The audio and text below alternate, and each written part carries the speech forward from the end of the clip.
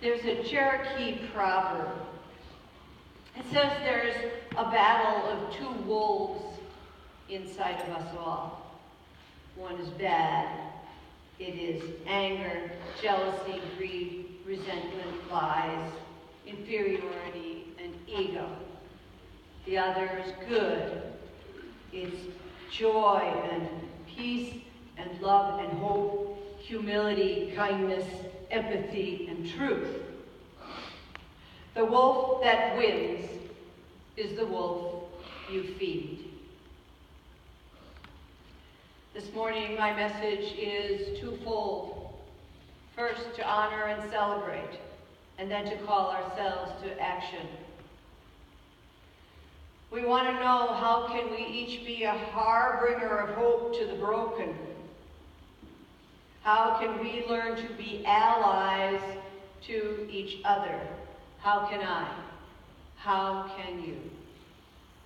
I struggle to know what to say about this massacre, the needless, sad tragedy in Orlando, where 49 people were targeted because they were gay, lesbian, straight, Latino, Latina, gunned down by one man who then was killed. As a pastor, we all look for answers that will help the people who come to church.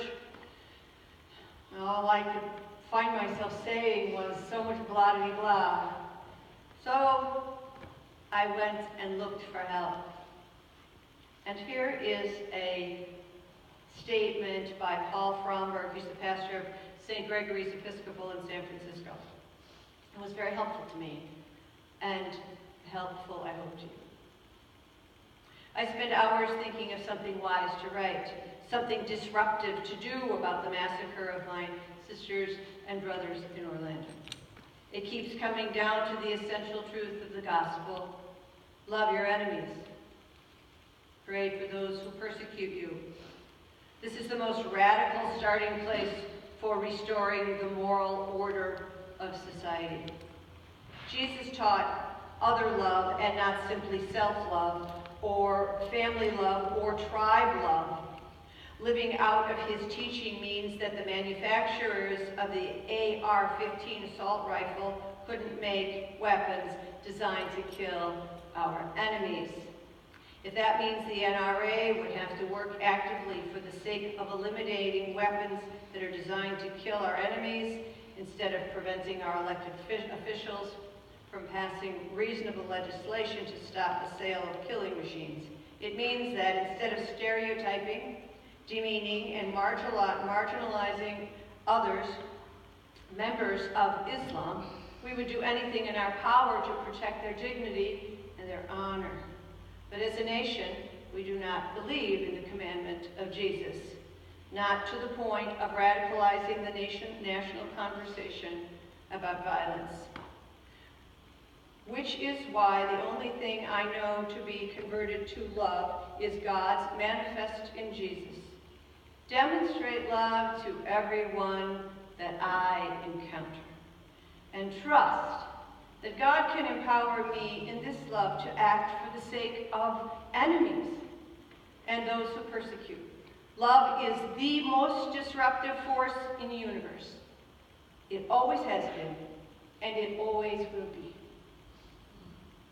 Paul Fromberg. These victims were mostly young. There was a grandmother there with her grandson supporting him. There were people who had served in the military. There were professionals. There were people just starting out.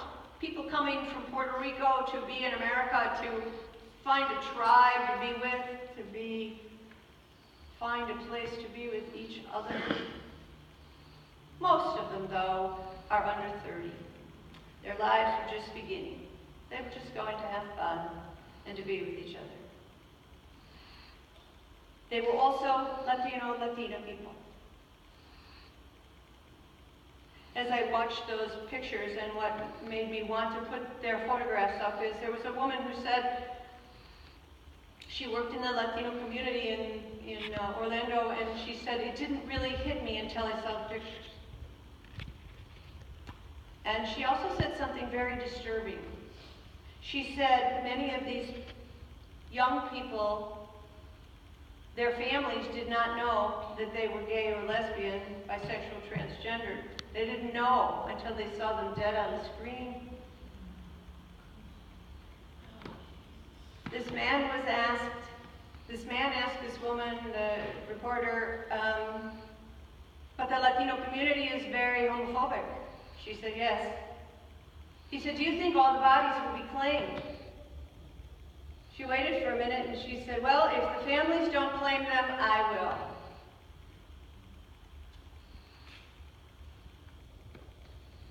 As a Christian, we're called to love our neighbor.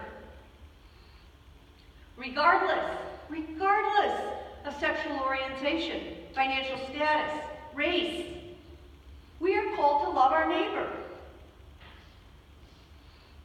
We're called to love those we feel separated from. We're called to mourn and we're called to celebrate these lives, but I also believe we are called to act. But how? But what? Sadly, we cannot ferret out every person who might do us harm. But we can say something when we hear something. We can work together to be more accepting. We can learn more about what it means to be an ally. Ally to others not like us. To not say hollow words, but put some of our own selves behind words we say we believe. There is something that we can do quickly. Very quickly, you can do it today, and Chrissy doesn't know this yet, but we will send out an email to everyone with a link. That's how it goes, right? We'll send a link to a UCC website that you can, there's going to be a vote tomorrow in Congress about loopholes for gun violence. You can contact your senators. Now, fortunately or unfortunately, our senators are already going to vote against this. But we have a chance. And if Sandy Hook could not get our Congress to act, we're not talking about taking guns away. We're talking about closing loopholes. We're talking about people who are on federal watch lists not be able to buy AK-15s, AK-47s. This isn't about taking guns away from people. It's about taking guns away from mass murder. I guess it's still okay if you want to hunt for Bambi, but that's not okay with me. Honestly, we have to care to act. It does no good just to listen to the news and let it go by and wait. Could we have next week's news, please? This is just entirely too painful. We can do something. Daniel Berrigan said, it's not much, but it's something. It's better than nothing. In the UCC, we are proud to be open and affirming. But I went to our website, and our open and affirming statement is not on our website. That's going to change next week. Why not? Well, I guess we thought the problem was fixed. I guess we thought it was over. I guess we dropped the ball. But we're proud in the United Church of Christ. And okay, we're proud to be open and affirming to lesbian, gay, bisexual, transgender, questioning, queer, intersex, and asexual. People have said to me, what does that mean? And I said, look it up. It is not our people in this sanctuary. It's not their job to teach us how to be an ally. It's our job.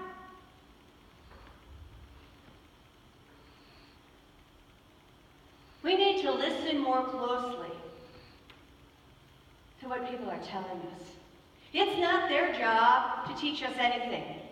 They might tell us how we're doing, and I'm sure every one of you here who is a parent, who is part of that tribe, feels like we're part of your tribe too.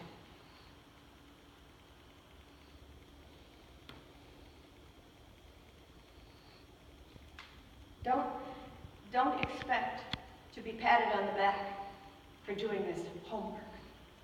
It's your job. It's our job as human beings. Let's educate ourselves. Let's look it up. Let's learn how to be an advocate. When we're in the grocery store and somebody's being treated badly, maybe we could say, "Excuse me, can I help?" That's all. That can stop it. I, like many of you, are complacent. I've forgotten the point, haven't I? We fixed that problem, right? We thought by saying we were O&A, we were done. It was my complete joy yesterday to go to Bayshore. They had a workshop from 10 to 1, and several other of us were there. Bayshore used to be part of the Southern Baptist Convention. Now, there's some of you who might know what that is. That's pretty terrible. They persecute gay people and everybody else.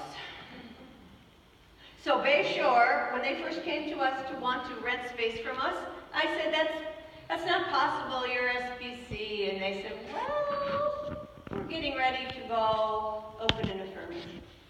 I said, well, then let's have a conversation. I said, you couldn't be in a safer place.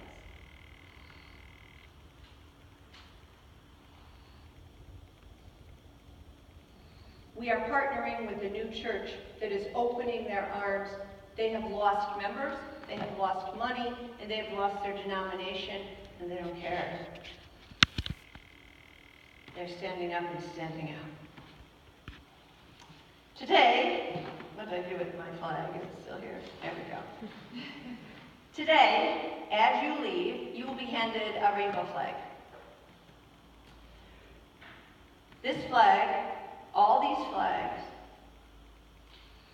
were put in our holy dirt outside. They will be one will be handed to you as you leave. I invite you to take that flag that was just a few minutes ago stuck in holy ground. I'd like to ask you to take it home and do two things with it. I want you to pray. I want you to pray, especially this day, for the men and women killed in Orlando, for our people in the United Church of Christ, our people right here today who are targeted and threatened. I want you to pray for yourself. I want you to pray for yourself to be a better ally, to see how you're doing these days and what you might do better, what I might do better. The process might be easier for you. I said, no problem, I got that one. Okay, sure, I'll look up a few more things. I mean, I thought I knew stuff. I went to this thing yesterday that Bayshore did. They had a professional psychologist come in and talk about some of the studies she's been doing. I'd never heard some of that stuff before. There's lots more to do. Once we say we're something, we still have to keep up. The wanton killing of people is not new. The writer of Isaiah, many years before Jesus' birth, many years, said, we are to believe that many people will stand up. Many people will stand up and speak out. And we're to walk in God's ways. We're to walk in God's paths. God speaks to us, and we're called to stand up. We're called to be the eyes and ears and feet of the holy for peace. I also want to ask you to do one more thing.